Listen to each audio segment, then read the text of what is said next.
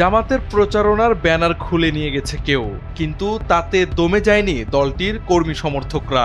বরং সবচেয়ে সুন্দর উপায়ে দারুণ প্রতিবাদ করল তারা, টানিয়ে দিল অভিনব এই ব্যানার। নোয়াখালী সরকারি কলেজের সামনে দাঁড়িপাল্লা প্রতীকের একটি ব্যানার টানিয়েছিল কলেজ শাখা ছাত্র শিবির। তবে পরদিনই কে বা কারা সেখান থেকে ব্যানারটি সরিয়ে ফেলে। জামাত শিবির কর্মীদের দাবি, রাজনৈতিক প্রতিহিংসা থেকেই রাতের আঁধারে ব্যানারটি নিয়ে যাওয়া হয়েছে। সাধারণত ব্যানার খুলে ফেলার প্রতিবাদে উত্তপ্ত স্লোগান বা পাল্টাপাল্টি হুঁশিয়ারি দেখা গেলেও ছাত্র শিবিরের নেতাকর্মীরা বেছে নেন ভিন্ন পথ।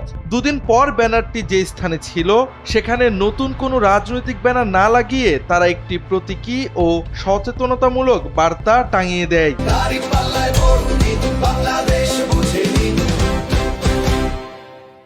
যেখানে লেখা নোয়াখালী সরকারি কলেজের সামনে দাঁড়িপাল্লার দুইটি নির্বাচনী ব্যানার ছিল, জালেমেরা রাতে তা নিয়ে গেছে।